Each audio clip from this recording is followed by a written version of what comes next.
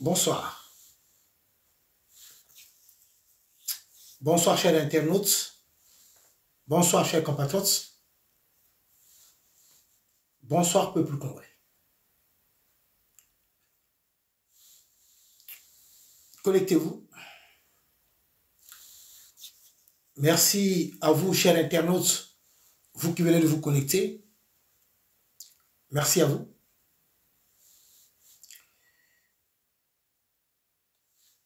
La vidéo de ce soir, je vais intervenir sur la situation de la République du Congo, mais je parlerai aussi par rapport un peu à l'Afrique, de ce qui se passe un peu au Tchad, où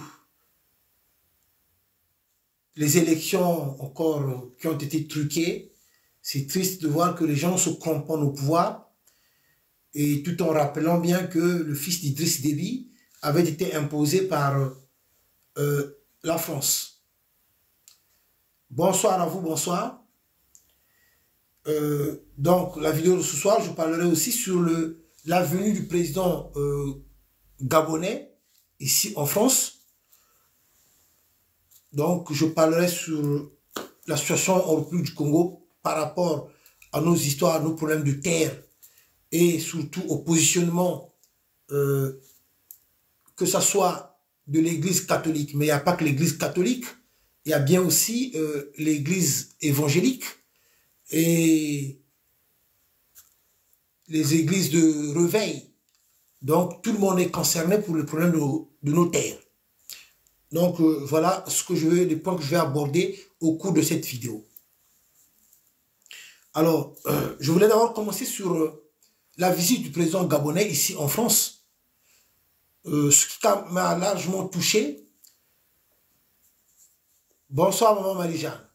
Parce que le président gabonais était ici en France, reçu au palais de l'Élysée, ça m'a vraiment fait de mal de voir que cette même France, quand je parle de la France, je parle des autorités de la République française. Je parle de M. Macron, le président français, qui a eu jusqu'à aujourd'hui à critiquer donc la politique menée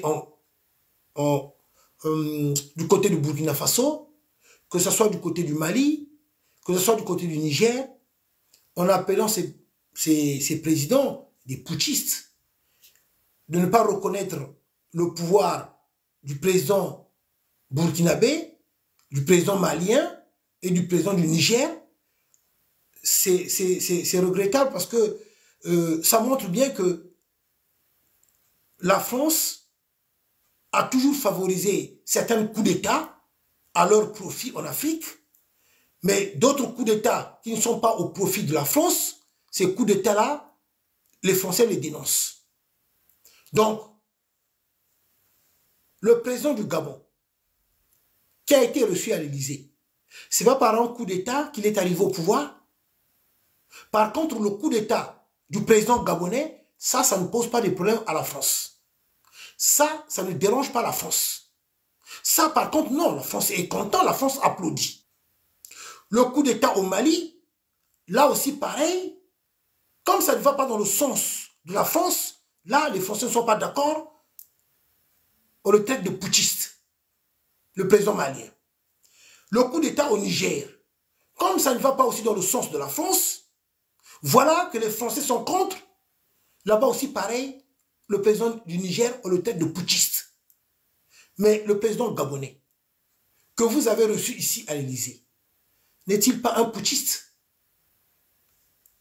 Le président de la Guinée-Conakry, le nouveau président là, il n'était-il pas arrivé par un coup d'État au pouvoir? Voilà que le peuple africain, c'est à nous d'ouvrir les yeux. C'est vraiment triste, hein, de voir quand même que jusqu'à aujourd'hui, il y a des Africains qui n'ont rien compris. Donc, il y a des coups d'État qui sont en faveur de la France. De ce fait-là, la France ne dit absolument pas un mot. La France ne critique pas. Par contre, la France applaudit.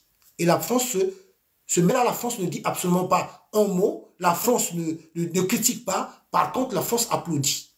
Et la France, ce même moment, ils sont traités de tous les mots. Voilà, c'est regrettable. Bon, voilà. J'explique ça parce que c'est important. Je livre ce message pour que les autorités françaises puissent changer leur politique. Puissent changer leur politique parce que aujourd'hui, nous avons assez vu en Afrique. Et de cette ingérence, nous n'en voulons pas. De soutenir des dictateurs comme les Sassou Nguesso qui sont depuis plus de combien d'années au pouvoir, ça, vous savez bien le faire. Et pourtant, en République du Congo, les gens souffrent énormément. La population congolaise souffre depuis tant d'années. Et nous avons vu M. Patrick Pouyanné, le PDG de Total, se rendre encore en République du Congo, puisqu'ils ont trouvé encore de nouveaux puits de pétrole que Total va exploiter. M. Patrick Pouyanné qui s'était rendu à Oyo pour aller signer des accords avec Sassou Nguesso et non avec le peuple congolais.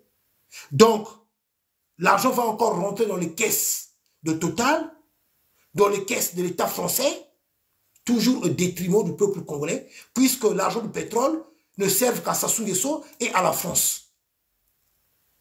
Alors, que les autorités françaises ne s'étonnent pas qu'aujourd'hui en Afrique, bon nombre de gens ont le sentiment anti-français. Mais je précise, le français de la rue, le français lambda n'a rien à voir. C'est ceux de la France-Afrique qui sont là à soutenir des dictateurs, à maintenir ces dictateurs au pouvoir, qui pillent, qui tuent, qui volent en Afrique. Ceux-là qui viennent acheter des villas ici, des châteaux ici, et les Français ferment les yeux. Depuis longtemps, nous sommes dans les histoires des biens mal acquis. Depuis longtemps, le dossier des biens mal acquis traîne les pas. Et la question que je me suis toujours posée, est-ce que c'est une façon seulement de mettre la pression à ces dictateurs-là pour que ces dictateurs-là puissent leur donner des valises d'argent? Point d'interrogation. Point d'interrogation. Donc vraiment c'est triste parce que comment peut-on critiquer le président burkinabé, Ibrahim Traoré, critiquer le président du Mali, critiquer le président du Niger, qu'ils ont fait un coup d'État, et de l'autre côté, vous recevez aussi un président du Gabon qui a fait un coup d'État, vous soutenez celui de la Guinée-Conakry qui a fait un coup d'État, et vous avez installé au Tchad, vous avez installé le fils d'Idriss Déby au pouvoir, et ça, nous avons vu ça là. C'est M. Emmanuel Macron avec l'ancien ministre de l'Intérieur, Jean-Yves Le Drian, qui s'était rendu à Djamena pour aller installer au poste, au pouvoir, le fils d'Idriss Déby. Ça, nous l'avons bien vu. Voilà les raisons qui amènent les Africains à dénoncer les méthodes de la France, et c'est cela qui entraîne aussi le sentiment anti-français en Afrique. Voilà ce que je voulais dire par rapport à cela en premier lieu. Chers compatriotes peuple congolais, amis de la République du Congo, comme vous avez suivi ces jours-ci sur l'histoire de nos terres en République du Congo, l'histoire où l'Église catholique est pointée du doigt, mais je dirais qu'il n'y a pas que l'Église catholique aussi, parce que même si on s'adresse à l'Église catholique parce que c'est l'Église catholique, il s'était rendu du côté du Premier ministre, et après, à la sortie du Premier ministre, bon, il n'est pas Premier ministre, hein, Colonel Makosso, à la sortie de leur entrevue, ils avaient pris la parole, le porte-parole de l'Église avait expliqué en disant que les terres congolaises n'ont pas été cédées, que les terres n'ont pas été vendues, mais c'est quoi alors? Ils sont incapables de nous expliquer. Or que les Rwandais ont commencé déjà à chasser nos parents dans des villages, à prendre des terres aux Congolais. Alors, et pourquoi mener le peuple dans toutes les embrouilles possibles? Pourquoi? Dans quel but exactement? Que vous êtes en train d'endormir le peuple congolais, divertir le peuple congolais, incapable de nous dire la vérité. Et moi, là où je suis content, et très content, c'est la force des réseaux sociaux. C'est ce que j'ai toujours dit. Nous avons la chance d'avoir des réseaux sociaux. C'est à nous maintenant de pouvoir bien se servir des réseaux sociaux.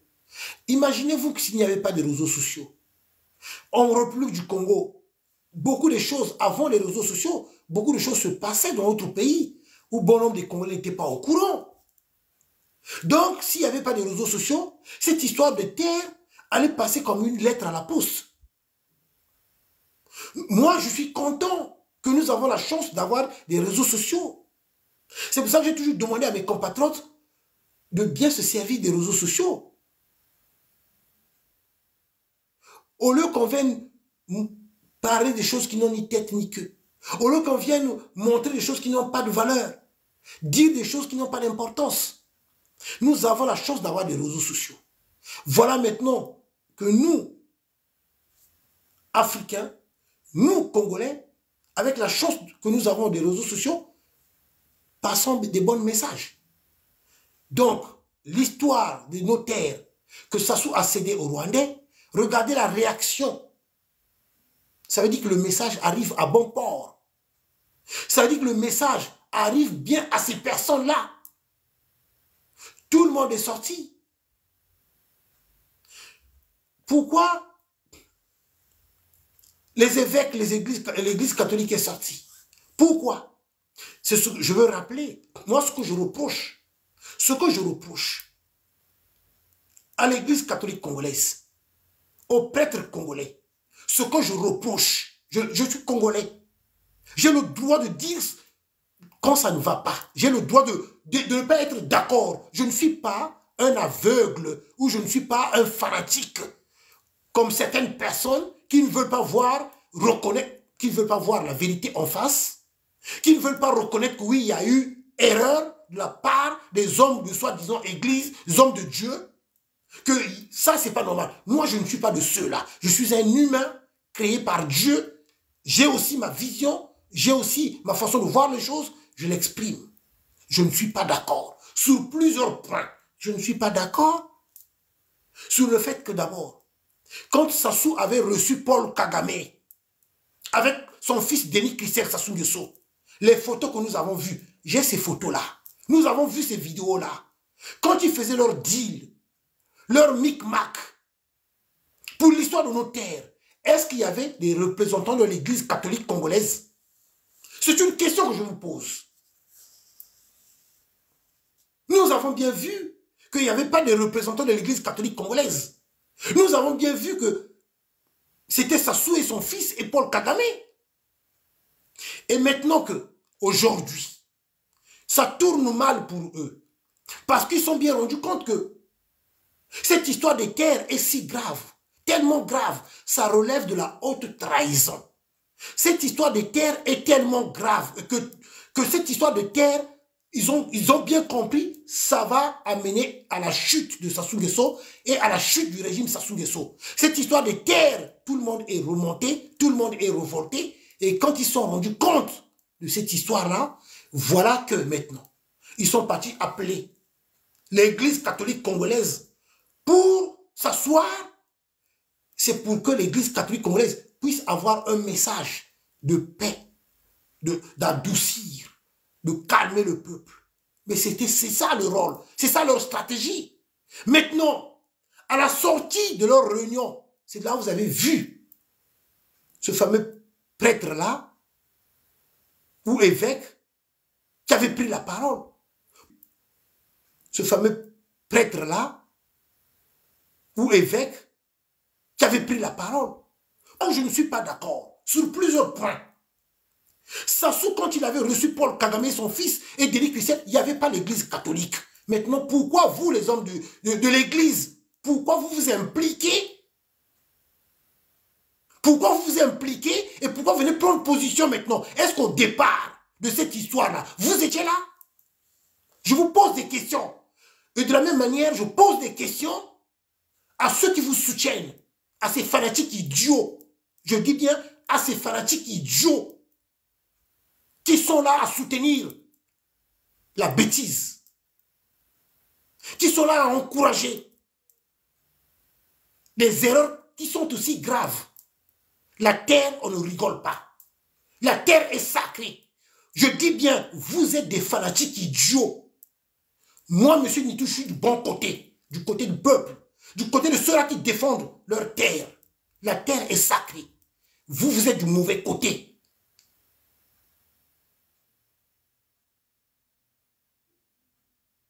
Ça, c'est pas normal. Au départ, l'église catholique congolaise n'était pas. De leur deal avec Paul Kagame, avec son fils Denis Christian Sassou Nguesso, vous n'y étiez pas. Maintenant, pourquoi venir maintenant au rescousse de Sassou Nguesso et prendre la parole à travers votre porte-parole? Oh, les terres n'ont pas été cédées, les terres n'ont pas été vendues, mais c'est quoi alors?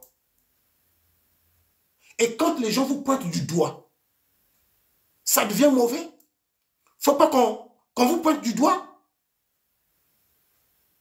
Effectivement, ils sont toujours servis de l'église catholique congolaise. C'est là où est le problème, c'est là où le bas blesse. C'est là où le bas blesse. Ils sont toujours servis de l'église catholique congolaise. Mais c'est là aussi, moi, monsieur Nitou, je vous rappelle sur beaucoup de choses, beaucoup de manquements de la part de l'église catholique congolaise. Beaucoup de manquements. Vous êtes des Congolais. Vous n'êtes pas des Congolais. L'insécurité en République du Congo. Si l'insécurité que nous vivons dans notre pays, il y a bien des responsables. Il y a bien des responsables de cette insécurité-là. Non, attendez. Il y a toujours un responsable par rapport à quelque chose. S'il y a l'insécurité en République du Congo, il y a bien des responsables, non? Qui ont fait en sorte que le pays arrive à ce niveau-là, à ce stade-là. Les Koulouna, les bébés noirs. De tout ce que nous voyons en République du Congo, de l'insécurité. Où on brûle les gens vifs en République du Congo. Ça, vous ne voyez pas. Les prêtres. Vous ne voyez pas ça? Ça, vous ne voyez pas ça? Mais quand, sur certaines injustices que le peuple vit depuis tant d'années, comme je dis toujours, l'eau est source de vie. Il n'y a pas d'eau en République du Congo. J'ai appris, pendant une semaine, il n'y avait pas d'eau. Pendant une semaine, il n'y avait pas d'eau. Pas d'eau, pas d'électricité. En République du Congo, pendant une semaine, pas d'eau, pas d'électricité. Et l'eau qui sort dans les robinets aussi, il faut se le dire, de quelle qualité d'eau qui sort dans le robinet? De très mauvaise qualité. En République du Congo, les Congolais sont obligés de faire bouillir encore de l'eau pour que les impuretés, l'eau sale, puissent être séparées. L'eau qui sort dans les robinets en République du Congo, vous qui n'êtes pas dans la République du Congo, c'est de l'eau sale, impure, impropre à la consommation. Ça, les prêtres, vous ne voyez pas ça? Dans notre pays, de tout ce que nous vivons, dans des injustices, de tout genre, en République du Congo, ça aussi, vous ne voyez pas ça? Ça aussi, vous ne dites même pas un mot? Mais l'Église, comme j'ai toujours dit, c'est une puissance. Je veux vous rappeler, la tenue de la conférence nationale. C'est toujours important de revenir dans l'histoire. La tenue de la conférence nationale, si peut-être vous avez oublié, mais moi j'ai une bonne mémoire. La conférence nationale en République du Congo, quand ça avait débuté, c'était qui présidait? C'était Louis-Sylvain Ngoma. C'était Louis-Sylvain Ngoma. Mais comment la direction de la conférence nationale, donc la direction pour présider la conférence nationale, comment cela s'est retrouvé aux mains d'hommes d'église, hommes de Dieu? Pourquoi? Mais parce que tout simplement, on avait évité que ce soit Louis-Sylvain Ngoma, qui n'était autre qu'un membre du bureau politique du PCT. On avait évité que ce soit d'autres personnes. On avait préféré que ce soit l'Église. Que l'Église catholique congolaise puisse conduire les débats au sein de la conférence nationale. On avait trouvé mieux que l'Église était là pour apaiser. L'Église avait apaisé. Et d'où le Monseigneur Nkombo avait pris la direction, la présidence de la conférence nationale. C'était l'Église. Mais l'église s'était imposée aussi. Nous, Congolais, en République du Congo, nous connaissons bien la grandeur, la valeur de l'église. L'église n'est plus l'église que nous avons connue. Je suis un enfant de l'église. Nous, ce n'est plus l'église que nous avons connue. Il faut le reconnaître, il faut le dire. Vous avez perdu de votre grandeur le fait de fricoter avec le pouvoir, avec le régime de Sassou Nguesso. Est-ce que c'est moi, M. Nitou, qui vous avez demandé d'aller manger chez Jean-François Ndengue? Quand vous étiez parti manger chez Jean-François Ndengue, vous les prêtres catholiques congolais, vous, tout ce monde-là, les évêques, mais est-ce que vous avez pensé une seule fois que cela allait indigner bon nombre des Congolais? Mais bon nombre des Congolais étaient dessus. Bon nombre des Congolais s'étaient indignés le fait que vous étiez parti manger chez Jean-François Ndengue. Il fallait d'abord réfléchir avant d'y aller manger chez Jean-François Ndengue. Et ça ne pouvait que toucher, décevoir bon nombre des Congolais.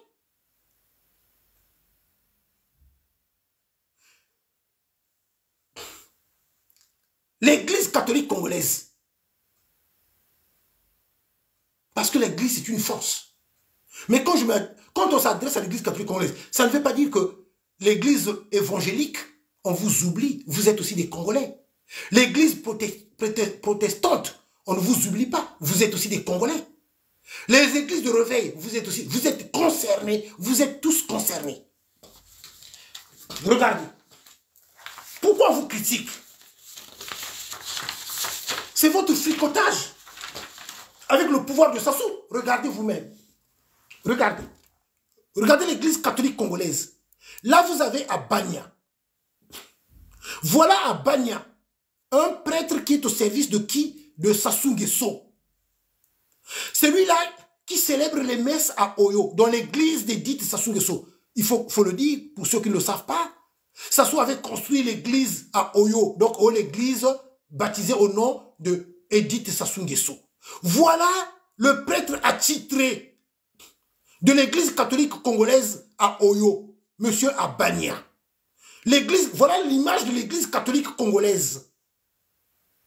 Alors, Sassou reçu à l'hôtel de l'église catholique congolaise. Voilà l'image que vous nous montrez, l'image de l'église catholique congolaise. Maintenant, quand on vous pointe du doigt, quand on vous critique, le mal, il est où?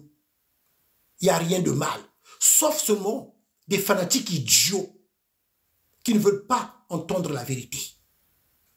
La honte est pour vous et pour les fidèles qui sont là à vous soutenir, à vous encourager dans la bêtise.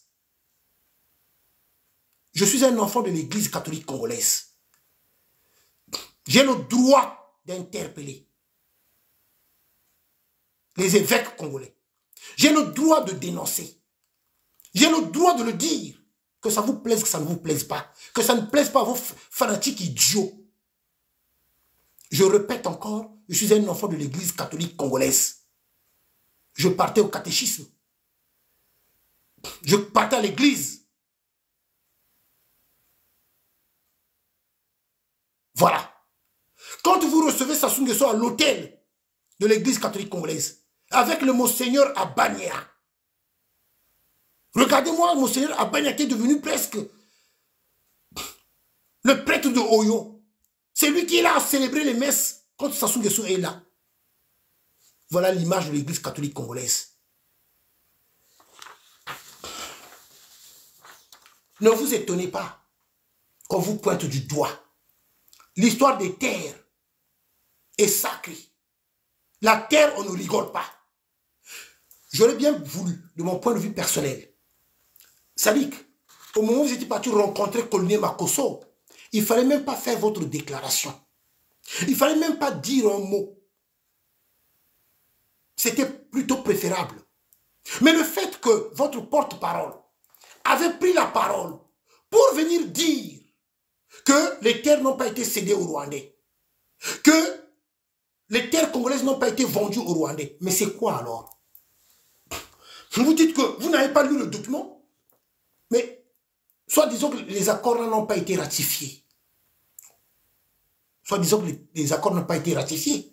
Mais pourquoi les Rwandais ont commencé déjà à chasser nos parents dans les villages, à prendre ces terres-là?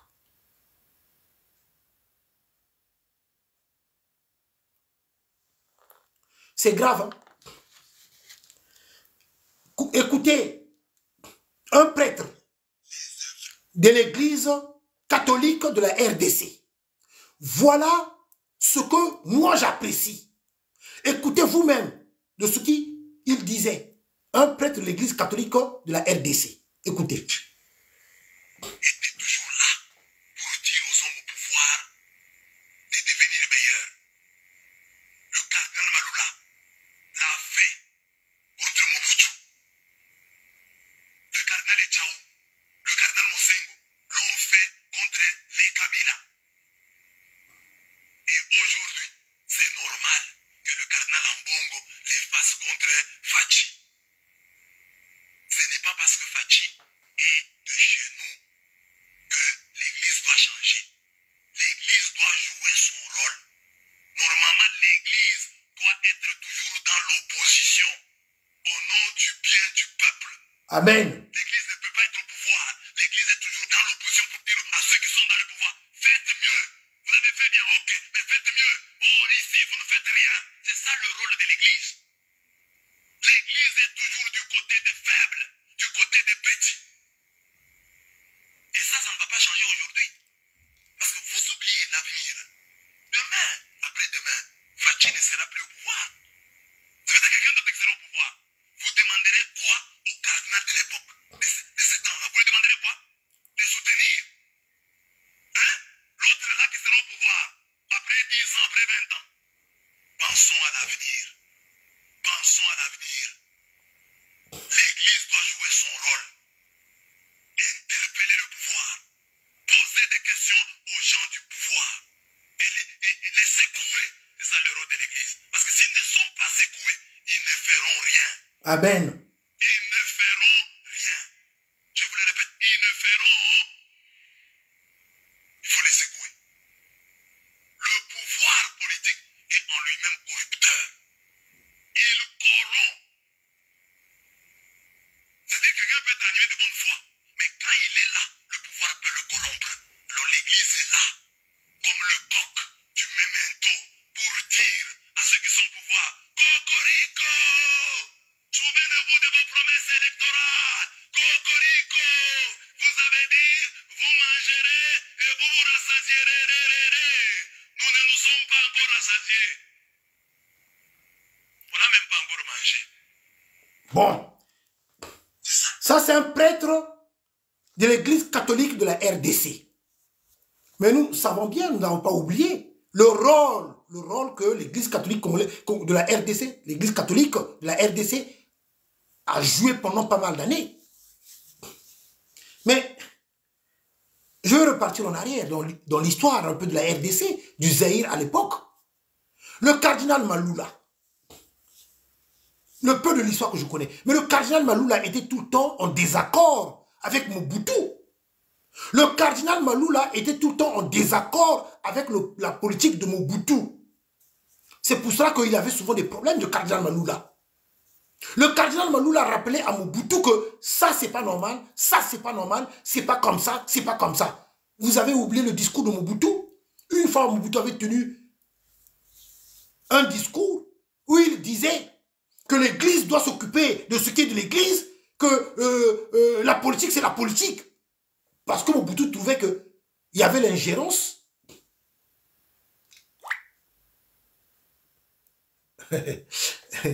Ils ont demandé la restriction. Tapotez s'il vous plaît. Ils ont demandé la restriction. Restriction. Oh. Demandé la restriction. Tapotez s'il vous plaît. Ils ont demandé la restriction. Restriction. Oh. Simplement, Mobutu, ben, faisait pas mal de mauvaises choses. Donc, ce qui fait que l'Église était obligée de dénoncer. Et c'est pour ça que Mobutu était, le cardinal Malula était en totale contradiction, était en opposition avec Mobutu. Mais entre-temps aussi, pendant Kabila, nous avons vu qu'ils sont sortis, l'église catholique de la RDC. Nous avons vu, nous voyons du côté de la RDC. Et là, je vous ai fait entendre un prêtre de l'église catholique de la RDC, ce qu'il disait en plein culte. L'église doit toujours être du côté des faibles, du côté du peuple. L'église est là pour rappeler aux politiciens leur devoir. C'est un prêtre qui vient de le dire, non? De la RDC, non? Maintenant, pourquoi vous, les prêtres catholiques de la République du Congo, vous les évêques, pourquoi vous êtes contre? Quand le peuple vous rappelle ce que vous devez faire. Quand le peuple vous dit que vous n'êtes pas là à les défendre. Quand le peuple vous pointe du doigt, quand je m'adresse à vous, les évêques, je généralise, mais je sais bien qu'entre parmi vous, il y en a peut-être 2 ou 3 ou 4 qui sont avec le peuple, même s'ils ne s'expriment pas. Mais là aussi, c'est un défaut. Ils doivent s'exprimer au nom du peuple, être du côté du peuple. C'est ça le problème. Mais le fait que vous ne parlez pas, c'est pour ça que vous êtes tous mis dans le même lot. Parce que vous ne parlez pas. Parce que vous ne montrez pas votre position, que vous êtes avec le peuple. Le peuple en a besoin. Le peuple congolais est en totale souffrance. Le peuple congolais dans la pauvreté. Le peuple congolais dans la misère. Alors, le courage de la population congolaise viendra d'où aussi? C'est du côté aussi de l'église.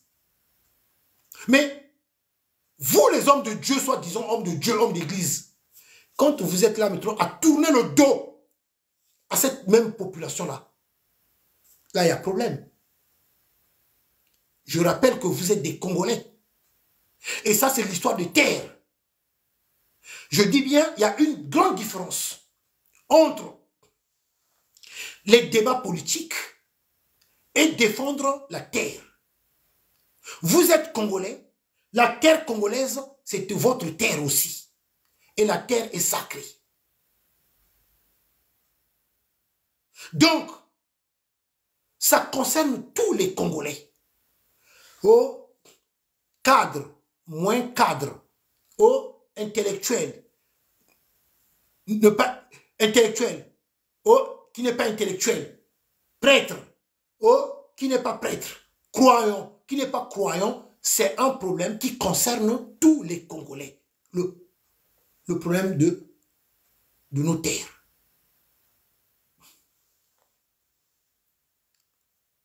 Parlons de Mobutu. Ce n'est pas pour le défendre, mais de ce que je sais, dans l'histoire du Zaïre, les archives sont là. Je ne pense pas qu'en aucun cas, Mobutu pouvait se permettre de céder une portion du Zaïre. Du Zaïre. Attention, il faut le dire, la manière dont il parlait du Zaïre. Il aimait son pays. On peut beau dire de ce qu'on pourrait dire. Moi, j'ai déjà suivi des reportages parce que je suis quelqu'un qui aime bien se documenter. J'avais suivi un reportage de la femme de Mobutu, Maman Bobila Dawa. Vous savez ce qu'elle avait dit? Il y a 2, 3 ans, 4 ans de cela. Maman Bobila Dawa, la femme de Mobutu, disait ceci. Vous savez ce qu'elle avait dit? Il y a 2, 3 ans, 4 ans de cela. Maman Bobila Dawa, la femme de Mobutu, disait ceci. Donc là où il avait positionné ces éléments qui surveillaient les frontières du Zaïre, avant de dormir, Mobutu décrochait son téléphone pour appeler donc les 4 coins de la RDC, du Zaïre à l'époque. Il appelait d'abord sur les zones frontalières. Comment ça se passe là-bas? Est-ce que ça va? Ça va, président? Il va appeler encore l'autre endroit. Donc, le Zaïre, donc la RDC, est frontalier avec 9 pays.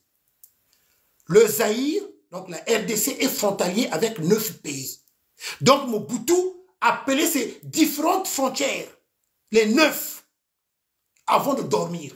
Témoignage de Bobila Dawa, sa femme. Comme j'aime bien les documentaires, j'aime bien me documenter, ça je l'avais suivi quand Bobila Dawa expliquait. Mobutu ne pouvait pas dormir sans se rendre compte que si tout va bien, tout est au calme. Qu'au niveau des frontières, tout est bien surveillé, tout est bien sécurisé. Donc, je ne pense pas en aucun cas que Mobutu pouvait céder une portion du Zaïre à un pays tiers. Non.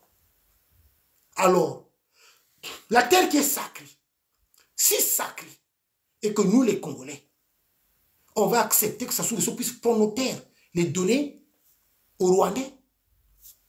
Je continue. À vous les hommes d'église, à vous les hommes d'église, quand je dis hommes d'église, les protestants, tout ce monde-là, vous là, les Milombo, tout ce monde-là, les églises de sommeil, au réveil, de sommeil, vous êtes tous concernés.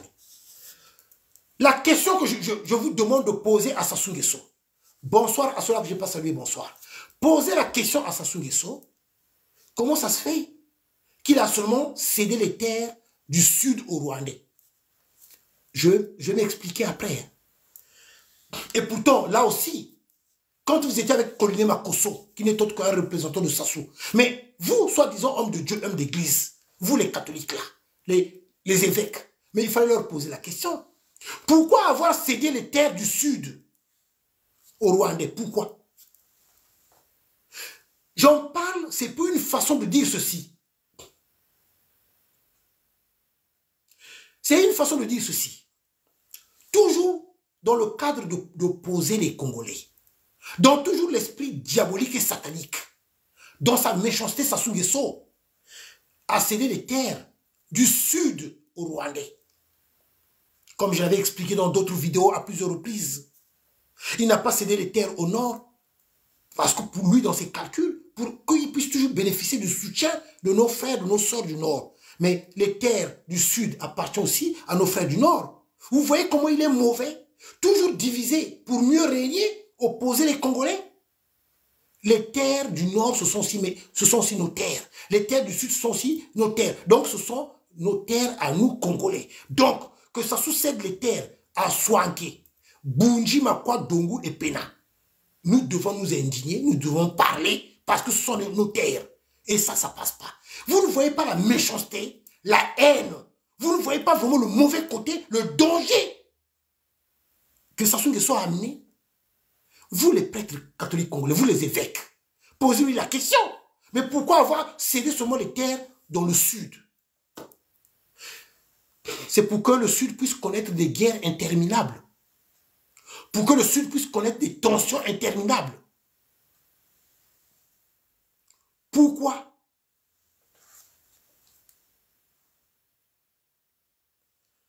Pourquoi? C'est vraiment regrettable. Même ça, peuple congolais, mettons nos sentiments personnels de côté. Regardez le danger qui nous guette. Je vous ai toujours expliqué. J'explique encore, je continue sur l'histoire des terres. Les Rwandais vont prendre possession de nos terres, plus vastes que Kigali.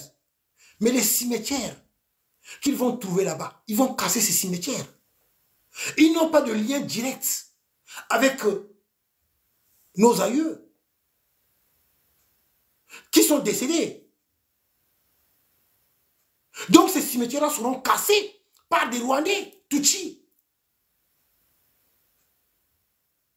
Je répète encore, chers compatriotes peuple congolais, les amis du Congo, vous n'êtes pas dans le plus Congo, vous qui me suivez. Les Rwandais, quand ils vont prendre possession de toutes ces terres-là, des cimetières qu'ils vont trouver, ils vont casser les cimetières de nos aïeux, parce qu'ils n'ont pas de lien avec ces morts-là. Citez-moi un pays où vous avez déjà entendu qu'ils ont cédé leurs terres aux étrangers. Plus vaste, plus grande que la capitale Kigali. Citez-moi un pays.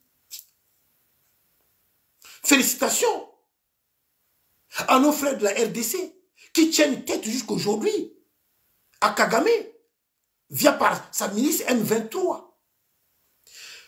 Là, aujourd'hui, on commence à voir des reportages qui sont sortis. On commence à nous parler de Kagame, ou le visage de Kagame, mais nous connaissons le visage de Kagame. Il y a un reportage qui circule là. Je l'ai même là, je vais la partager sur mon mur. Les assassinats des opposants de Paul Kagame en Afrique du Sud, en Belgique.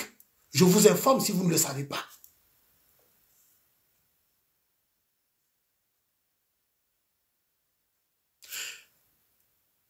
L'ambassadeur rwandais, on lui a refusé. En Belgique, les Belges, on a refusé, les Belges ont refusé le nouveau ambassadeur rwandais. Il a été refusé. Il a été refusé pour devenir ambassadeur en Belgique. Un Rwandais Tutsi. Celui-là qui était en Afrique du Sud. Je vous rappelle qu'en Afrique du Sud, il y a eu pas mal d'assassinats des opposants rwandais. Et c'est pour cela que l'Afrique du Sud n'entretient plus de bons rapports avec le Rwanda. Il y a des tensions. Parce que Paul Kagame avait fait assassiner des opposants en Afrique du Sud, des opposants rwandais. Du côté du Canada, il y avait eu aussi un scandale, non? Sur Paul Kagame, à travers ses méthodes, où il avait préparé les assassinats des opposants rwandais au Canada, où même un agent, un infiltré de Paul Kagame avait été arrêté. En Belgique, les Belges ont refusé le nouveau ambassadeur rwandais. Oui, des journalistes avec un policier hein, d'origine rwandaise qui était dans la police canadienne, mais qui prenait les informations à travers la police pour donner à Paul Kagame, du côté du Canada. Il avait été arrêté. Donc, nos frères de la RDC, ils sont à féliciter. Parce que jusqu'à aujourd'hui, ils ont dit non, c'est non. Et c'est toujours encore du côté de la RDC. L'église catholique congolaise de la RDC, il dénonce. Quand il s'agit de dénoncer, il y a pas politicien de Bango. Quand les politiciens de la RDC se comportent mal, ça, il faut le reconnaître. Mais, Kaoya Bisso, l'église est où? Et maintenant, ceux qui te lobby, vous voulez quoi? Qu'on ne parle pas, non? Qu'on croise les bras, qu'on ne dise pas un mot sur les erreurs des hommes d'église. Aux églises, même, où sont les protestants? Où sont les évangélistes? Où sont les églises de réveil? Vous êtes complices des malheurs du peuple congolais. Regardez. Voilà la honte. La honte de l'église catholique congolaise. La honte, elle est là. Voilà Sassou à l'hôtel de l'église avec Monseigneur Abania, avec des prêtres. Voilà. Et quand le peuple vous pointe du doigt, quand on vous critique le fait que vous êtes devenus des travailleurs de Sassou Nguesso, maintenant, vous n'êtes pas content. Nous devons vous interpeller. Les portes-là, nous devons vous interpeller.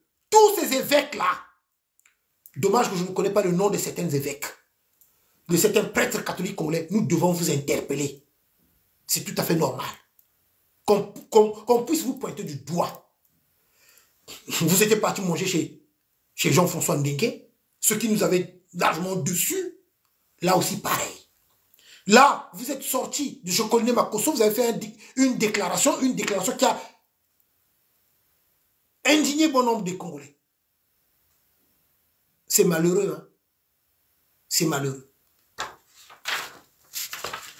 Mais quand il s'agit de la souffrance, de la misère, de la pauvreté du peuple congolais, vous êtes aux abonnés absents, vous ne dites absolument rien.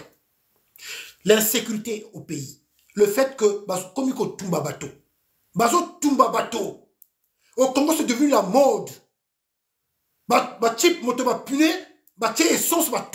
C'est devenu la mode. Et ça, vous ne voyez pas ça. Vous êtes homme de Dieu, soi-disant homme de Dieu, homme d'église. Vous ne voyez pas ces genres d'actes qui relèvent de la barbarie, de ce qui se passe chez nous. Mais l'insécurité là, les Koulouna, les bébés noirs, comme je disais tout à l'heure, il y a bien des responsables. Mais le premier responsable, c'est bien Sassou Nguesso.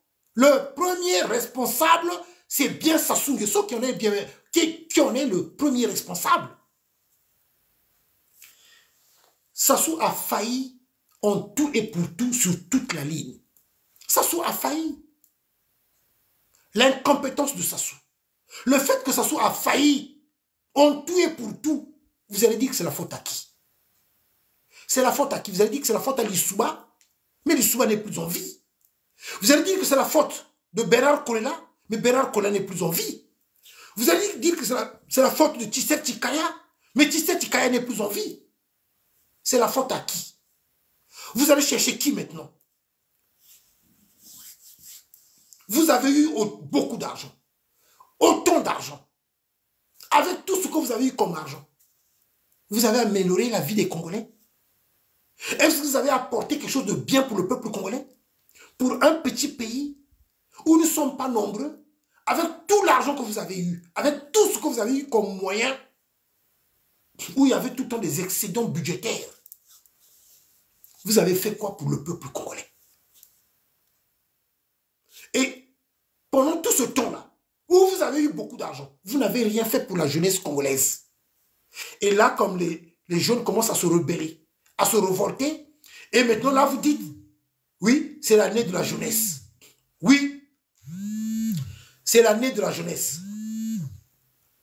C'est l'année de la jeunesse. Donc, c'est vrai que maintenant, vous êtes rendu compte que dans ce pays-là, il y a une jeunesse. L'année de la jeunesse.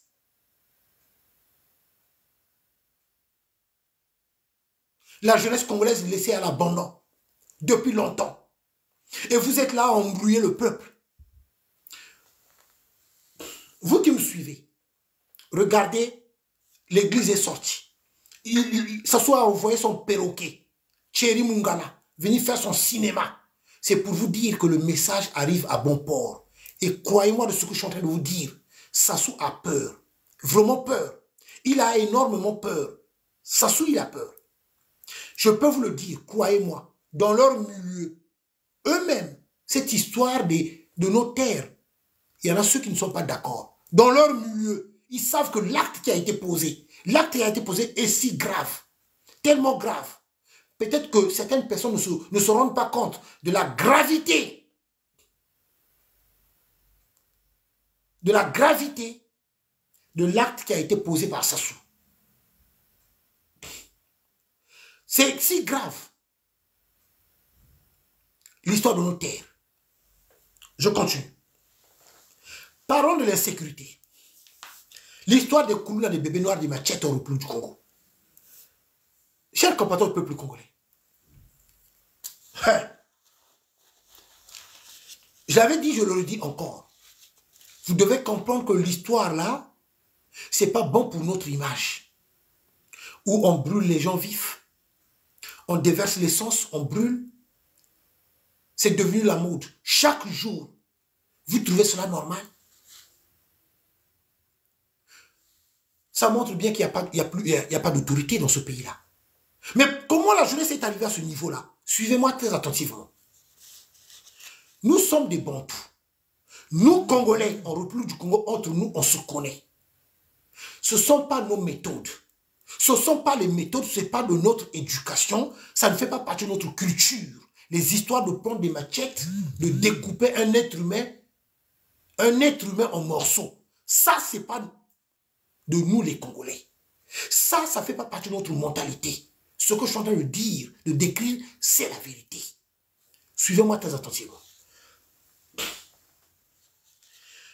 Le fait que vous avez ouvert les frontières, laissez bon nombre d'étrangers venir chez nous. Je ne suis pas contre les étrangers.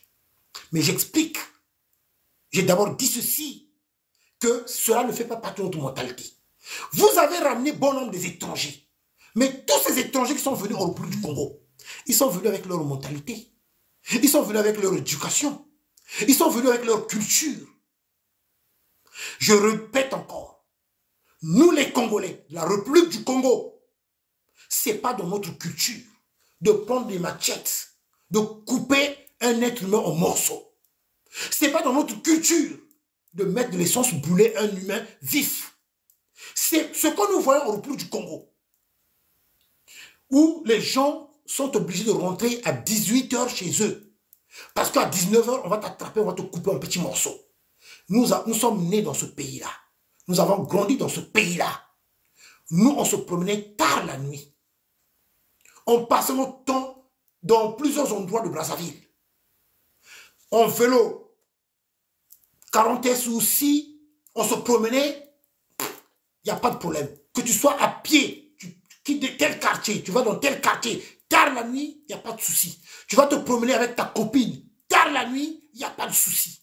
On allait dans des boîtes de nuit, on allait dans des bars, il n'y avait pas de souci. Nous sommes nés dans ce pays-là, nous avons connu ce pays-là. Mais aujourd'hui, ça, ce n'est plus le Congo que nous avons connu.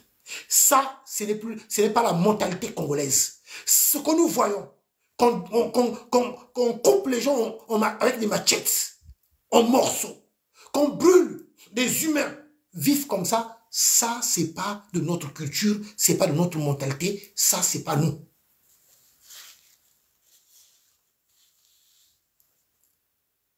Peuple congolais. Voilà ce qui est devenu notre pays. Et ne prenez pas ça à la légère. Ne prenez pas ça à la légère. Parce que ça va nous coller. Ça va nous coller. Ça va nous coller parce que cette mauvaise image. Certaines personnes diront que voilà, les Congolais sont barbares. Voilà ce que les images circulent. Nous sommes l'ère des réseaux sociaux. Les images circulent. Nous sommes c'est maintenant l'ère des réseaux sociaux. Donc, ce qui se passe au Congo-Brazzaville, ça va se retrouver du côté de Singapour. Ça va se retrouver du côté de Thaïlande, des États-Unis d'Amérique, du côté de Macao. Ça va se retrouver du côté d'Indonésie. Ça va se retrouver du côté de l'Inde, Pakistan, Sri Lanka, Yémen, un peu partout. J'ai pris des exemples pour dire que ça circule. Et l'image de Congolais sera salie. Mais dans tout ça, qui en est responsable? Mais c'est bien Sassou Nguesso. Qui en est responsable? Peuple congolais, chers compatriotes, regardez. Voilà ce dernier. Regardez. Regardez. Vous n'avez même pas honte. Pendant le défilé de 15 août, de montrer cette image-là, de quoi avez-vous peur? Nous sommes ici en France. Est-ce que c'est ce que nous voyons, par exemple, aux Champs-Élysées, pendant le 14 juillet? Regardez. De quoi avez-vous peur, Sassou? De quoi avez-vous peur? De quoi? De quoi? Regardez. Regardez. Regardez l'image de Sassou. Voilà. Ça, c'est rien. Et autre chose, si vous ne le savez pas, au moment où les Congolais meurent de faim, nous n'avons pas de quoi manger. Vous vous demandez où va l'argent? Moi, monsieur Nitou, je regroupe pas mal d'informations pour venir vous informer. Mais où va l'argent des Congolais? Où va l'argent des Congolais? Sassou se permet d'acheter des armes, tout le temps des armes. Or, le Congo n'a jamais été en conflit avec un pays voisin. Le Congo n'a jamais été en conflit avec un pays voisin. Sassou passe son temps à acheter des armes. Des armes. Le Congo placé en deuxième position après la Libye pour l'achat des armes. Le Congo placé en deuxième position après la Libye pour l'achat des armes. Je parle avec des preuves. Regardez. La République du Congo est là. La Libye. La République du Congo. Là, vous avez l'Algérie. L'Algérie en troisième position. Vous avez la Mauritanie. Ça, c'est la Mauritanie. Même si vous allez voir ça à l'envers. À l'envers, là, vous avez la Mauritanie. C'est bien ça. Mauritanie. Là, vous avez la Mauritanie. Vous allez voir ça à l'envers. C'est normal. La Mauritanie. Là, vous avez la Namibie. C'est bien ça. Là, vous avez le Botswana. Botswana. Je crois que ça, c'est l'Afrique du Sud. Hein. Voilà. L'Afrique du Sud, Angola, Maroc, Mali, ça c'est Soudan, Tchad, Zimbabwe, Guinée, Tunisie, Burundi. La République du Congo placée en deuxième position pour acheter des armes. Qui dépense le plus de son PIB pour le secteur de la défense, donc le secteur d'armement? La Libye en tête, le Congo en deuxième position. Est-ce que l'argent là,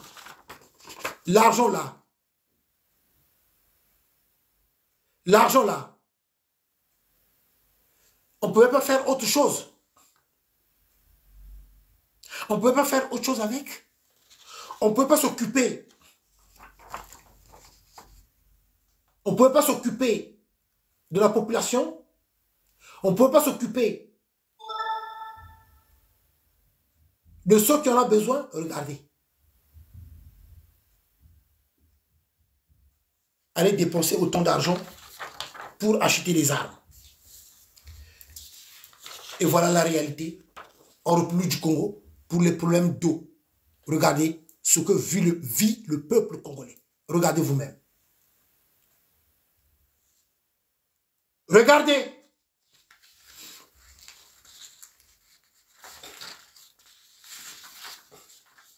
Regardez. Voilà. Les gens sont obligés de prendre l'eau sale. L'eau là, par terre, pour mettre dans des bidons. Je continue. Vous qui le soutenez, vous n'avez pas oublié. Regardez. Vous vous souvenez de ceci? Ah, le 4 mars 2012. Le 4 mars 2012. Le 4 mars 2012, explosion en Mpila. Tout le quartier Mpila avait été ravagé. Explosion en Mpila. Par rapport aux armes, aux explosifs qu'il avait achetés du côté de la Libye. Il avait ramené ces explosifs-là du côté de Mpila. C'est là-bas qu'il les avait placés. Dans l'unique but de bombarder la région de Poul. Donc, ces explosifs-là qui avaient été mal rangés, ça avait explosé à Mpila. Le 4 mars 2012, explosion de Mpila. Regardez vous-même. Regardez notre maman là, qui était perdue. Toujours les armes de Sassou Nguesso. L'histoire de 4 mars avec l'explosion de Mpila. Regardez. Vous voyez? C'est pour joindre à ce que je disais tout à l'heure. Il achète des armes pour quel intérêt? C'est pour joindre à ce que je disais tout à l'heure. Il achète des armes pour quel intérêt? Voilà les soi-disant opposants. Les opposants fabriqués. Là, vous avez un soi-disant président de l'opposition, Nsachima Biala. Voilà un opposant fabriqué. Voilà un opposant fabriqué. Nommé par Sassou Nguesso, qui est au service de Sassou Nguesso. Voilà ce dernier-là. Là. La honte. La honte. Regardez. Je continue. Alors, à vous qui soutenez Sassou Nguesso, à vous qui soutenez ce régime-là, posez la question à Sassou Nguesso. Où sont passées nos entreprises? Où sont passées nos usines? La jeunesse congolaise laissée à l'abandon. Vous n'avez pas de boulot, pas d'emploi, rien du tout. Or qu'avant, en République du Congo, il y avait des étrangers qui venaient travailler chez nous, puisqu'on n'était pas nombreux nous-mêmes les Congolais. Donc du coup, il fallait faire appel aux étrangers qui viennent travailler en République du Congo. Bon nombre des étrangers venaient travailler chez nous. Regardez la liste de quelques entreprises, quelques entreprises qui n'existent plus en République du Congo. Ces entreprises qui ont fait faillite. Ces entreprises où l'argent a été dilapidé par Sassou Nguesso. Ces entreprises, voilà quelques listes des entreprises que je veux citer. à vous, la jeunesse congolaise, vous qui suivez Sassou Nguesso, vous qui applaudissez Sassou Nguesso, ce dernier-là, qui n'a rien fait de bon pour le peuple congolais et qui ne fera rien pour le peuple congolais, qui nous a assez démontré qu'il n'aime pas le Congo non plus. Ces entreprises fabriquent de meubles. Sotesco, Sokodi, fabriquent de cahiers. Ce sont des entreprises en République du Congo. Siat, Plumus, Bab, Iboko, Save Congo, Coparco, Afrique, Africa Plask, FPA. Ces entreprises-là, bonsoir. Margeron, bonsoir. Ces entreprises qui n'existent plus en République du Congo. Regardez vous-même. Alors, donc, c'est malheureux. Hein? À la fin de 1971, Brazzaville a 13 usines qui occupaient chacune plus de 30 ouvriers. 13 usines. Ces 13 usines qui n'existent plus. Peuple congolais, je poursuis. Le pillage de notre pays.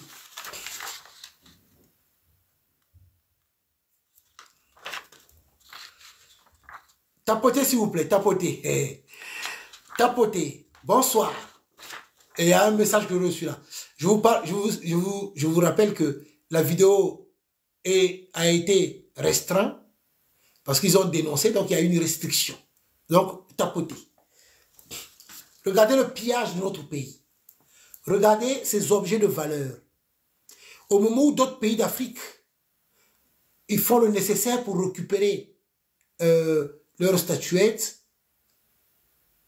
nous, en République du Congo, ben, on continue à piller. Voilà ce qui se trouve dans certains musées. Pillé, vendu. Regardez. Ceci est de la République du Congo. Donc, maternité Congo, Congo, Afrique, donc Afrique centrale, Afrique ancienne, Afrique, statue africaine. Voilà. Ça a été pillé. Voilà. Nos objets de valeur. Ça avait été vendu. Réduction. Prix qui avait été jugé. Prix de vente 2289 €. C'était vente aux enchères. Hein. Regardez vous-même. Ça vient du Congo-Brazzaville. C'est malheureux. Peuple congolais, chers compatriotes, toujours dans le sens de vous informer sur les crimes de sang, les crimes économiques en République du Congo. Là, je vais parler sur des crimes économiques où tout le monde vole. Ce sont des voleurs. Tout le monde vole. Le vol est institutionnalisé en République du Congo. Le vol est devenu normal. Où les gens volent, les gens font ce qu'ils veulent. Pour eux, c'est devenu normal. Normal de voler, de piller le Congo. Pour eux, c'est normal. Alors, regardez ceci.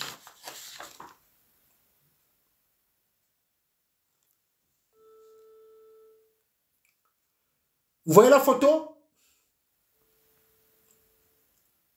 Regardez. Alors,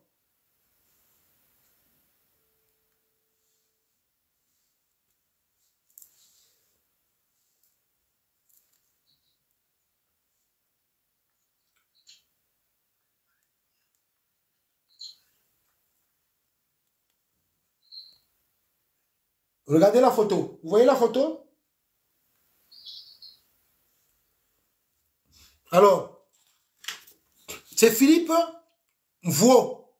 Monsieur Philippe Mvwo avait détourné 51 millions de francs CFA. il avait détourné 51 millions de francs CFA. 51 millions de francs CFA. Regardez la photo, il est là.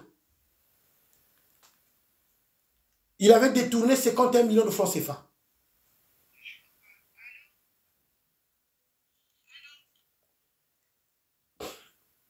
Alors, donc,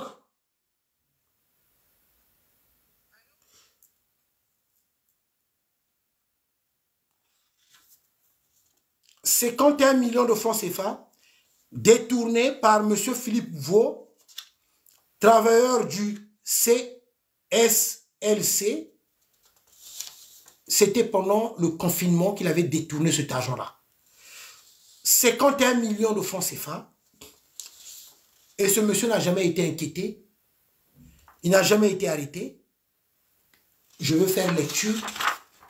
Le document est là. Je veux faire lecture.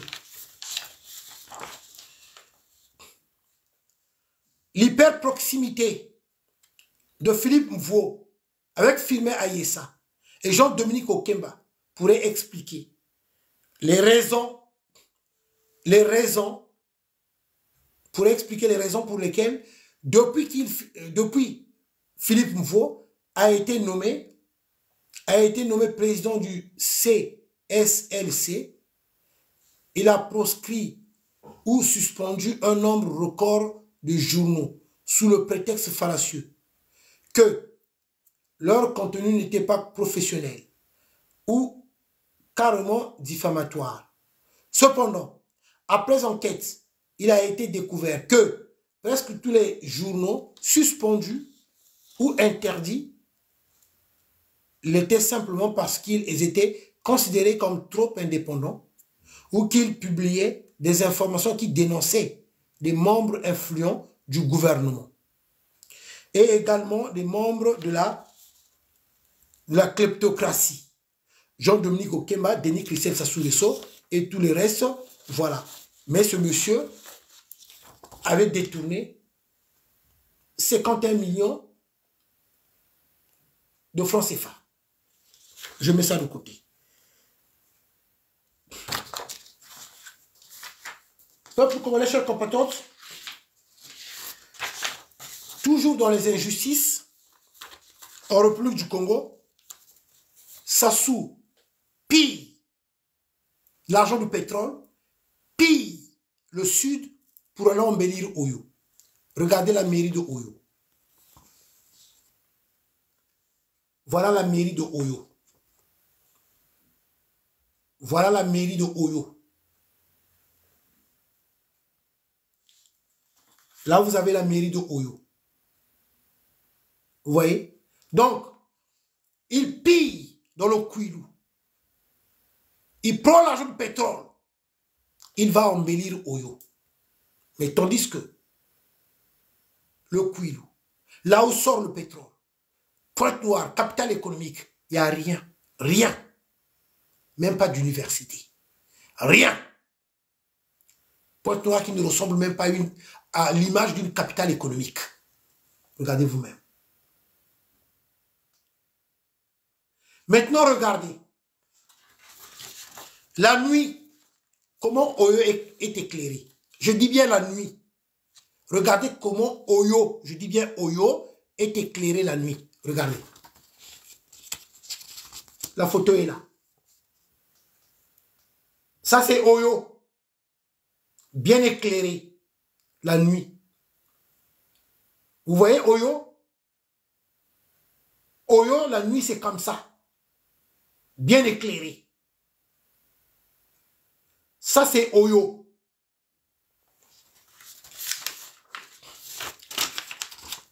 Et là, vous avez la mairie de Oyo.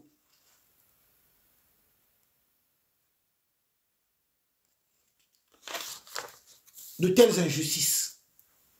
Il ne faut pas qu'on puisse dire quelque chose. De telles injustices. Il ne faut pas dénoncer. Et voilà le sort qui est réservé à nos enfants. Regardez le sort qui est réservé à nos enfants. assis à même le sol.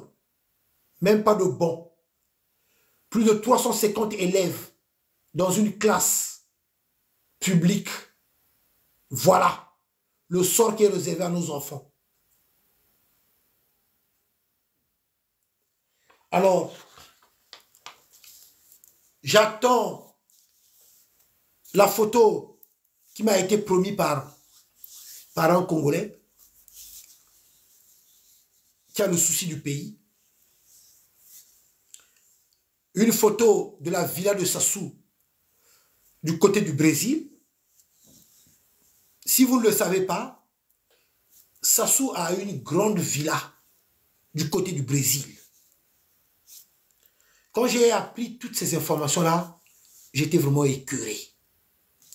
Donc, les Congolais, si vous ne le savez pas, il y a des moments, Sassou, dans ces temps-là, eux-mêmes ils savent. Ce que je suis en train de dire, c'est la vérité. Eux-mêmes, ils vont se retrouver dans mes propos.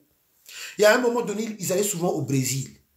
Donc, Sassou allait voir le carnaval du côté du Brésil. Et à un moment donné, il y a des années de cela, il allait souvent au Brésil. Même là, parfois, il va au Brésil. Et vous ne savez pas, quand il est en déplacement. Preuve en est qu'au moment où je vous parle, il était d'abord aux Comores. Là, il vient encore de voyager. Il y a un autre pays là où il est parti. Il ne fait que voyager. Sassou, il ne fait que voyager. Des voyages inutiles. Des voyages qui n'apportent absolument rien au peuple congolais. Ce sont ces voyages d'affaires. Je dis bien, ce sont ces voyages d'affaires. Donc, il va dans des pays où il a investi. Il va dans des pays où il a mis de l'argent. C'est pour ça qu'il est là tout le temps en déplacement. Parfois, vous pensez qu'il est à Oyo, il n'est pas à Oyo. Il voyage tout le temps. Mais les voyages de Sassou, ça coûte beaucoup d'argent au trésor public congolais. Les déplacements de Sassou, c'est de beaucoup d'argent. Vérifiez l'information. Il n'y a pas très longtemps, il était aux Comores. Là, il a encore voyagé. Et là, il va encore voyager plus tard. Là, vérifiez ce que je suis en train de vous dire.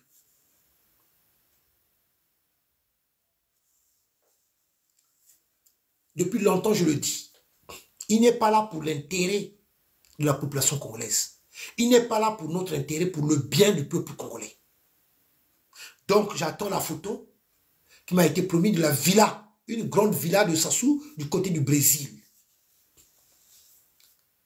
À un moment donné, il allait souvent au Brésil pour aller assister au carnaval du côté du Brésil. Eux-mêmes, ils vont se retrouver dans mes propos.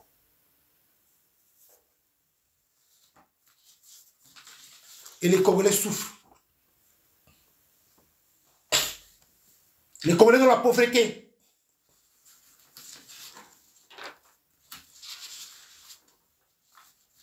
Il est là à faire souffrir le peuple congolais. Et il est là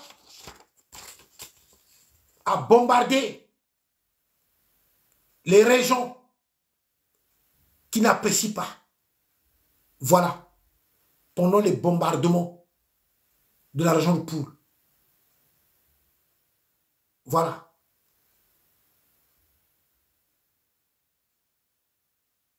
Regardez. Je mets de côté. Je continue. Il avait donné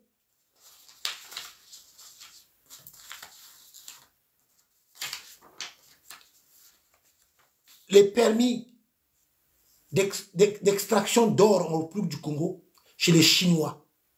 Une entreprise chinoise dont lui-même, il est aussi actionnaire. Regardez comment les Chinois ne respectent même pas l'environnement en République du Congo. Regardez dans les forêts, à la recherche de l'or, par des Chinois. Regardez. Je continue. Il y a encore pire que ça. J'arrive. Alors, prenez les stylos pour ceux qui voudront prendre des notes. Brazzaville, République du Congo. Ah, il est mauvais ce monsieur-là. Il est vraiment mauvais, ça soit. Ah ouais, c'est malheureux. Hein. Ceux qui soutiennent vraiment Sassou, ils ont un sérieux problème. Hein. Dépôt pharmaceutique. Je vous donne des endroits en République du Congo. Comme ça, vous allez savoir là où se trouve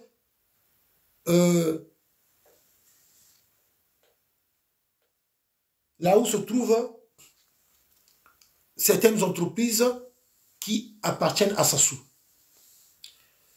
Dépôt pharmaceutique situé à côté de l'hôtel La Colombe à Pointe-Noire appartient à Gaël Nguesso, neveu, bon il n'est pas président, neveu du président Sassou Nguesso.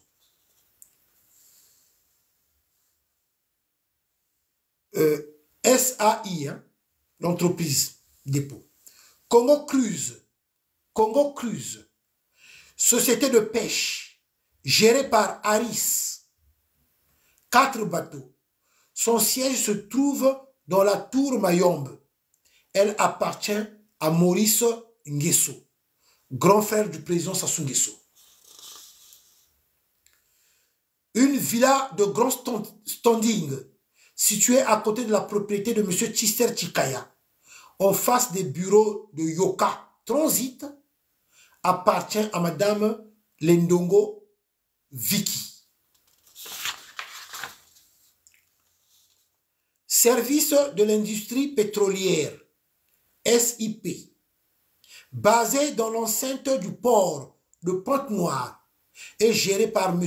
Talal, un Libanais. Par ailleurs, directeur général de l'hôtel Olympique Palace à Brazzaville, propriété du président Sassou Nguesso et de sa fille Claudia Sassou Nguesso, veuve Lembumba. La société SIP appartient au président Sassou Nguesso. Sachez que M. Talal est le patron des salons de thé Mandarine à Brazzaville et la Citronnelle à Pointe-Noire. Cette société emploie beaucoup d'anciens soldats au même titre que M. Talal, ancien colonel des services de sécurité du général Aoun, ancien président du Liban.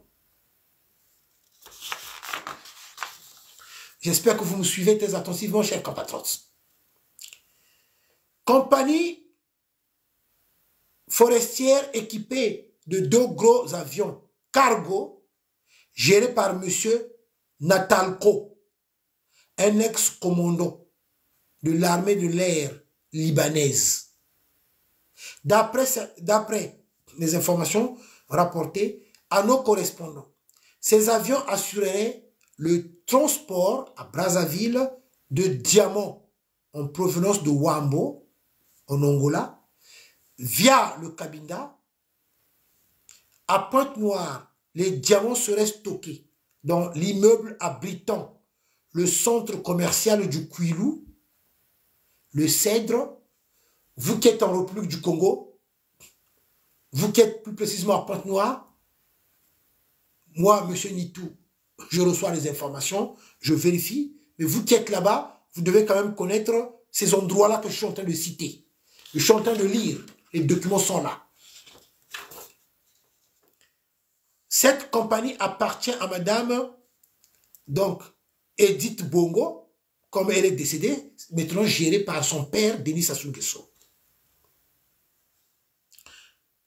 À ce propos, sachez que durant l'exclusion du Congo du club de Kimberley, oui, bon nombre de gens peut-être ne le savent pas, la République du Congo avait été exclue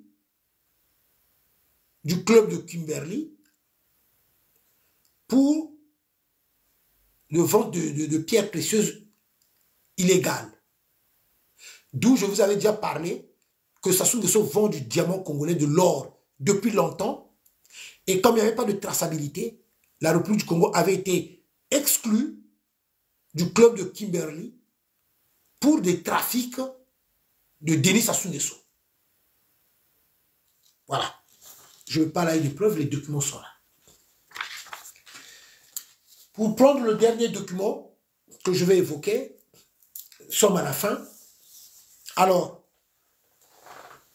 peuple congolais, chers compatriotes, dans le cadre toujours, Sassou Nguesso et son clan et ses suppôts satellites, dans le cadre de piller notre pays,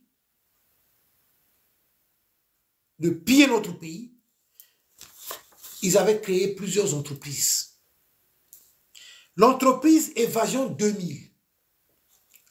L'entreprise Évasion 2000.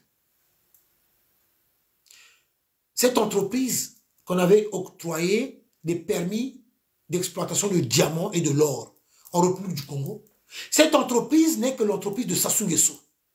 Mais il avait placé à la tête le grand frère de Yves Castanou. Le grand frère de Yves Castanou, donc le soi-disant pasteur Castanou, celui-là qui avait déclaré que après Dieu, après Jésus-Christ, sur terre, son modèle, c'est Paul Kagame. C'est Yves Castanou qui avait déclaré ça. Et il avait dit ça haut et fort, que son modèle, c'est Paul Kagame. Ce Paul Kagame qui tue, ce Paul Kagame qui pille la RDC, ce Paul Kagame qui n'est autre qu'un criminel. Mais Yves Castanou, le soi-disant pasteur Castanou, avait déclaré que Paul Kagame, c'est son modèle. Je parle avec des preuves. Maintenant, l'entreprise Évasion 2000, je vais vous donner l'adresse, qui est située au 35 avenue des Trois Martyrs, à Brazzaville. Le téléphone de l'entreprise Évasion, qui est géré par le grand frère de Yves Castanou, donc par leur grand frère, Yves Castanou. Cette entreprise, c'est Alain Michel Castanou, qui est le directeur de la société Évasion 2000. Les frères de Castanou, les frères de Yvan Castanou. Voilà ce que j'ai toujours dit. Cette famille-là a toujours été dans le pouvoir, a toujours accompagné le criminel Sassou Nguesso, a toujours accompagné le régime dictatorial de Sassou Nguesso, cette famille, les Castanou. Et ils se disent être pasteurs. Et ils sont là à endormir le peuple, à parler l'évangile. Non, leur évangile, c'est selon Sassou Nguesso. L'évangile des Castanou, c'est selon l'évangile de Sassou Nguesso. Je rappelle, pour ceux qui ne le savent pas, Yves Castanou est le conseiller spirituel de Sassou Nguesso. Yves Castanou, avec l'argent des Congolais, qui a construit un grand bâtiment ici en France, avec notre argent. Yves Castanou, qui gardait les millions dans le coffre-fort de son église. Et au départ, quand on avait parlé de l'histoire de braquage, il avait dit qu'il n'y avait pas l'argent dans l'église. Et après, quelques temps après, il avait reconnu que oui, il y avait des millions qui avaient disparu. Ceux qui avaient créé des tensions dans leur église, et là ceux qui avaient quitté cette église. Parce qu'ils avaient compris que c'était un micmac. C'était des tensions dans leur église, et là ceux qui avaient quitté cette église. Parce qu'ils avaient compris que c'était un micmac. C'était pendant les élections truquées de 2016, en République du Congo, où ils avaient proclamé les résultats à 3 h du matin, en disant que Sassou Nguesso avait gagné. N'oublions pas que l'Internet avait été coupé pendant plus d'une semaine. C'est Yves Castanou. Je suis en train de vous rappeler. N'ayons pas une courte mémoire. C'est cette façon-là que nous allons connaître nos ennemis. Ceux qui se disent soi-disant hommes de Dieu. Les Yves Castanou. Les Castanou qui ont toujours œuvré, travaillé en étroite collaboration avec le pouvoir de Sassou Nguesso. Je rappelle que ce sont les neveux d'Antoinette Sassou Nguesso. Les Castanou, ce sont les neveux d'Antoinette Sassou Nguesso. Et ils ont toujours collaboré, travaillé avec Sassou Nguesso, avec le régime de Sassou Nguesso. Et ils se disent être hommes de Dieu. Voilà pourquoi je dis que ce ne sont pas les hommes de Dieu, ce sont les hommes de Satan. L'évangile, leur évangile, selon Sassou Nguesso. Donc, leur frère, Alain Alain Michel Castanou est le directeur général de la société Évasion 2000. La société Évasion 2000 qui n'est autre que la société de Sassou Nguesso, qui pille de l'or, du diamant hors plus du Congo. Regardez vous-même. Voilà comment cette fameuse société Évasion 2000. Évasion 2000 pille le Congo. Depuis des années, je l'ai toujours dit, qu'en repli du Congo, ça se vend du diamant. Ça se vend de l'or. Depuis des années, je l'ai toujours dit, l'argent du diamant, l'argent de l'or, de nos pierres précieuses ne rentre pas au trésor public congolais. L'argent là ne profite même pas au peuple congolais. Depuis longtemps. Le patron, le vrai patron de la société Évasion 2000, qui vend du diamant en République du Congo, c'est l'entreprise de Sassou Nguesso, où il avait mis un Castanou à la tête. Regardez vous-même comment eux cherchent l'or et le diamant en République du Congo. Voilà. Allez, je continue. Regardez. Maintenant, regardez comment les rivières sont polluées. Regardez comment les rivières sont polluées.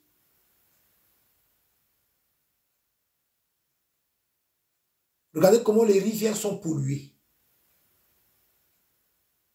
Voilà, la pollution.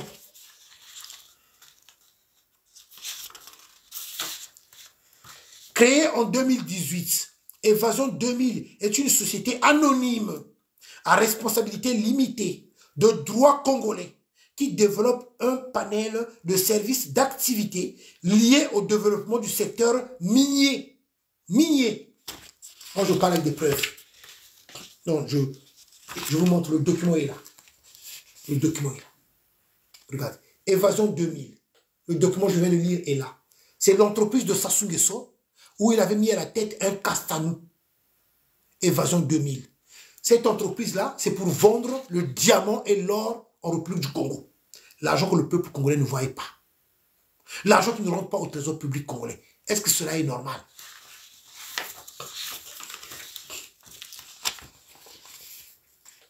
Ça est là. Évasion 2000.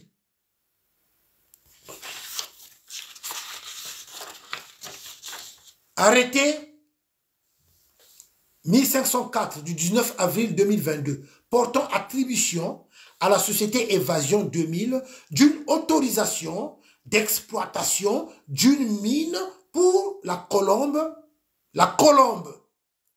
tantalite dite Bongolo dans le département du Niari. Le ministre d'État, ministre de l'Industrie minière et de la géologie, donc Pierre Oba, avait donné permis d'exploitation, parvenir, donc c'est malheureux quoi. Et le peuple congolais ne voit absolument rien de l'argent du diamant et de l'or. Et vous trouvez cela normal. Qu'on ne dit, faut pas dire un mot. Pour vous, c'est normal. Voilà. Les preuves sont là.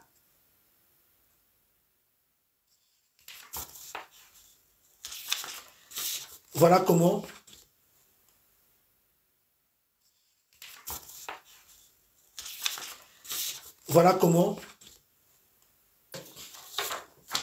pour terminer, il est 30 pour terminer, je vais vous montrer encore un autre relevé de compte de Denis Christelle Sassou Nguesso. Un autre relevé de compte de Denis Christelle Sassou Nguesso. Je vais lire les montants des achats. Ce relevé de compte est là, de Denis Christelle Sassou Nguesso, c'est là. Ces comptes sont basés à Hong Kong. Ces relevés de compte avaient fuité du côté de Hong Kong. C'est les cartes bancaires du niveau international. Je parle avec des preuves, c'est là. Ça, ce sont des transactions. Ça, ce sont des paiements. Les montants sont là, les montants. Là, ce sont les endroits, les dates. Vous avez les dates. Les dates où il avait effectué des achats. Là, vous avez les magasins. Vous avez les magasins. Là, ce sont les montants. Je vais les lire rapidement. Je vais donner les dates et les noms des magasins, les montants des achats. Ok, donc le 4 avril 2005, Marciano, dans le 17e arrondissement, Denis Christel avait effectué des achats, des dépenses de 22 163 € et 87 centimes. Je parle avec des preuves. Je ne mens pas, moi. C'est un relevé de Denis Christel Sassou Nguesso. Vous allez peut-être voir à l'envers. Attendez, j'avance un peu. Regardez. Christel Sassou Nguesso. Denis Christel Sassou Nguesso. Denis Christel Sassou Nguesso. Il a des comptes du côté de Hong Kong. Donc, ces comptes-là, il a 2 comptes du côté de Hong Kong. Ça avait fuité, ces relevés de comptes avaient fuité. Voilà, nous avons eu possession de cela. Donc, je veux continuer pour vous donner les dates, les magasins, les montants qu'il avait eu à dépenser. Toujours le 4 avril 2005, Zenia, toujours dans Paris 17e, dans le 17e arrondissement de Paris, là, il avait dépensé 6 512 €, le même jour. Hein. Encore, un autre achat, on date toujours du 4 avril 2005. Là, c'est un montant de 5 019 € et 35 centimes. Le 5 avril, Lafayette, Galerie Lafayette, là, il avait dépensé 4 214 € et 16 centimes. Toujours le 5 avril 2005, toujours Galerie Lafayette. Là, il avait dépensé encore, le même jour, 1936 €. Le 9 avril 2005, Louis Vuitton, magasin Louis Vuitton, avenue des Champs-Élysées. Et là, il avait dépensé 5 267 € et 11 centimes. Toujours le 9 avril, Christian Dior, magasin Christian Dior, Denis Christel Sassou Nguesso, toujours Denis Christel Sassou Nguesso. Là, il avait dépensé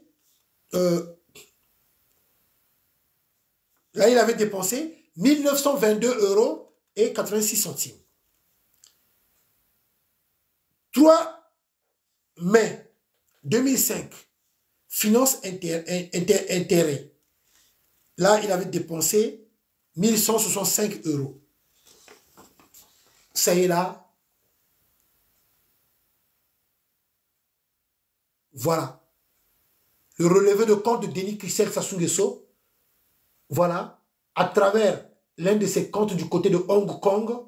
Hong Kong. Denis Christel Sassou Nguesso. Voilà. Voilà, peuple congolais, chers compatriotes, ce que je voulais dire pour aujourd'hui. Pour terminer, je vais terminer sur la vidéo de l'église catholique, parce que du côté de la RDC,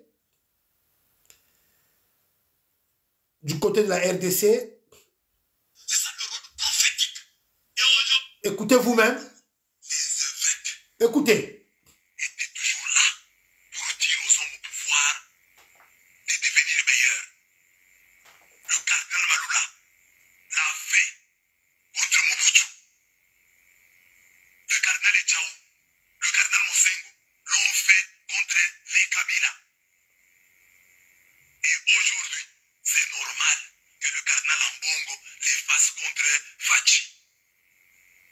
Ce n'est pas parce que Fachi est de chez nous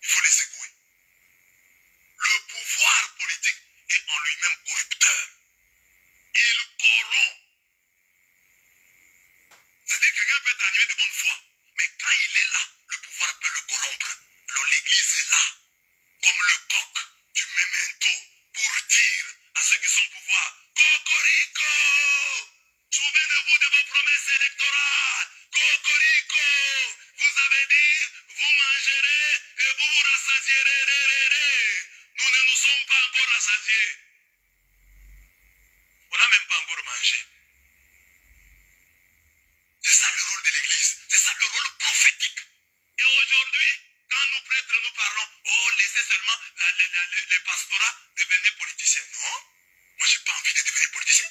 Moi je fais mon travail. Dans la Bible, Moïse parlait à Pharaon. Dans la Bible, Nathan parlait à David. Aujourd'hui, moi je parle aussi aux politiciens. Parce qu'ici, si j'interpelle les médecins, je fais la médecine. Si je dis médecin, soignez bien les malades, je fais la médecine. Si je dis aux avocats, avocats, plaidez bien la cause de vos clients, le droit. Maintenant, quand je dis politiciens, veillez aux conditions sociales de votre population, je fais la politique. J'ai prêché l'évangile adressé aux politiciens. Voilà. Et l'évangile adressé aux militaires. Voilà. Les militaires même, créez-nous. Alors, vous-même, vous avez entendu. Et là, c'est un évêque de la RDC. C'est pas beau d'entendre ça. Un évêque de la RDC qui parlait aux fidèles. L'église doit être du côté du peuple. L'église se range toujours du côté des plus faibles. L'église est là à défendre. Là, c'est un évêque de la RDC. Et c'est tout à fait normal que nous puissions rappeler à nos évêques en République du Congo. Mettez-vous avec le peuple. Défendez le peuple.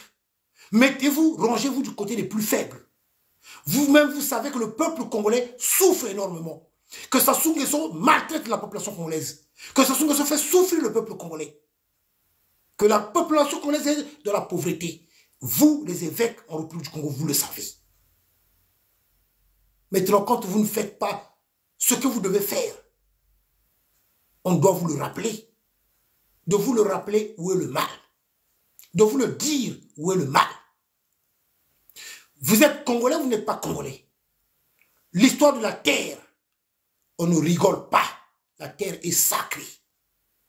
Et ça, on ne rigole pas. Et quand on parle de la terre, on ne rigole pas. La terre est sacrée. Et ça, on ne rigole pas. Et quand on parle de terre, ça concerne tout le monde. Et nous devons tous nous lever pour dénoncer l'histoire de nos terres. Ils sont en panique. Pourquoi ils sont en train de jongler dans tous les sens? Ils envoient maintenant les Thierry Mungala. Parce qu'ils sont en panique. Parce qu'ils savent que l'histoire des terres, ça va amener la chute de Sassou et la chute de son régime. L'histoire de terre ne passera jamais. Sassou dans la division, de monter les uns contre les autres. Voilà, ils cèdent les terres du Sud pour toujours avoir l'appui, le soutien de nos frères du Nord. Faux. Les terres du Congo appartiennent à tout Congolais. Les terres du Sud, pour toujours avoir l'appui, le soutien de nos frères du Nord. Faux. Les terres du Congo appartiennent à tout Congolais. Vous qu'on est en train de tromper, vous qu'on est en train d'amener dans le sens de la vision de Sassou Nguesso, détrompez-vous, mes frères du Nord, mes sœurs du Nord. Détrompez-vous. Attention. Ne suivez pas ce criminel de Sassou Nguesso qui a toujours joué sur les Congolais, de monter les uns contre les autres. C'est l'intérêt de la nation qui compte. La terre congolaise est sacrée. Sassou veut nous amener des guerres interminables dans notre pays. Nous disons non à nos terres. L'histoire de nos terres ne passera pas. On n'a pas à céder nos terres. On n'a pas à vendre nos terres. Aucun pays au monde où ils ont procédé de cette façon. Sassou n'a jamais acquis la légitimité du peuple congolais. Ce n'est qu'un bandit, un voleur, un assassin qui est revenu au pouvoir par des armes. Il a eu autant d'argent, il n'a jamais amélioré les conditions de vie de la population congolaise. Il a eu autant d'argent, il ne s'est jamais occupé de la jeunesse congolaise. Où est passé l'argent des générations futures? Les 14 000 milliards, l'argent des générations futures. Où est passé cet argent-là? Il passe son temps à voyager. Comment peut-on accepter? Au niveau du CHU de Brazzaville, vous êtes au courant qu'ils ont grévé, qu'il y a grève au niveau du CHU de Brazzaville. Les médecins ont grévé. Est-ce que depuis là, vous êtes au courant? On vous a déjà donné le nombre de morts par jour en République du Congo? Est-ce qu'on vous a déjà donné le nombre de morts par jour en République du Congo? Il y a grève, non? Au CHU de Brazzaville. Ils réclament leur salaire. Plusieurs arriérés de salaire, les médecins. Il y a grève au CHU de Brazzaville. Mais est-ce que vous savez que à la présidence de la République du Congo, Sassou Nguesso a son hôpital là-bas? Il est pris en charge là-bas. Est-ce que vous savez que la famille de Sassou Nguesso, ils sont suivis du côté de la présidence? Du côté de la présidence de la République, tout est bien équipé au niveau de la présidence de la République. Lui et sa famille. Et de l'autre côté, il y a un avion médicalisé qui est toujours là en permanence. À Maya, au cas où s'ils n'arrivaient pas, s'il y avait quelque chose de si grave, mais l'hôpital qui est à la présidence de la République est bien équipé. Hein? Bien équipé. Hein? Donc, les Congolais peuvent mourir en masse. Ce n'est pas son problème. Les médecins peuvent gréver au CHU de Brazzaville, à l'hôpital Assissé, l'hôpital de Louadjili. Ce n'est pas son problème. C'est grave. Hein? Il y a grève des médecins. Ils réclament plusieurs arriérés de salaire. Mais même pas un mot. Ni de ce perroquet de Thierry Mungala, le pornographe. Même pas un mot. Même pas un mot de qui que ce soit. Et pourtant, les médecins ont grévé au CHU de Brazzaville. Et les Congolais meurent en masse. Et ça n'interpelle personne. Là, ça n'indigne personne. C'est vraiment le Pablo Escobar. C'est la mafia. C'est-à-dire que ceux qui voient Sassou Nguesso étant quand même président, je vous ai déjà dit qu'au Congo, il n'y a pas de gouvernement. Il n'y a pas un premier ministre. Il n'y a pas un président de l'Assemblée. Il n'y a pas de députés. Il n'y a pas un président du Sénat. Il n'y a pas de sénateurs. C'est un groupe de bandits, un groupe de criminels qui ont pris notre pays en otage, qui donnent l'impression comme quoi qu'il y a des institutions en République du Congo. Qu'en République du Congo, il y a un président, il y a un gouvernement, il y a un premier ministre, il y a un président de l'Assemblée, il y a un président du Sénat. C'est tout. Or, c'est faux, archi faux. C'est un groupe de bandits. Ça se passe tout son temps à voyager. À voyager. Donc, les souffrances et les difficultés du peuple congolais, ce n'est pas son problème. Là, il était parti du côté du Comore. Là, il a voyagé encore. Il va encore revoyager là. Mais tandis que là, au CHU de Brazzaville, il y a grève. Et les médecins réclament leurs arriérés. Et il y a beaucoup de morts, chaque jour. Et ça n'indigne personne. Comme si cela est devenu normal dans notre pays. Peuple congolais. Lamouka. Peuple congolais. Vumbuka. Peuple congolais. Telama. Pour notre pays. Pour le bien de nos enfants et de nos petits-enfants. Parce que le Congo de demain, c'est eux qui prendront la relève. Donc, il y a grève, non? Mais à Bagna et les autres prêtres là, à Bagna, Portela, les Manika, tous ces évêques là, il y a grève au CHU de Brazzaville. Les médecins ont grévé. Les Congolais sont en train de mourir en masse. Vous êtes des Congolais, non? Ça aussi, vous devez vous indigner. Vous devez vous indigner. Regardez. Au lieu qu'à Bagna, tu ailles seulement faire ton petit jeu avec Sassou, de le recevoir à l'hôtel de l'église, au lieu de célébrer des messes en honneur de Sassou, chaque dimanche à Oyo, à Bagna, oh mon Seigneur, à Bagna, honte à vous, voilà pourquoi on vous critique. C'est malheureux. Peuple congolais, en tout cas, merci. J'en ai terminé pour ce soir. Merci.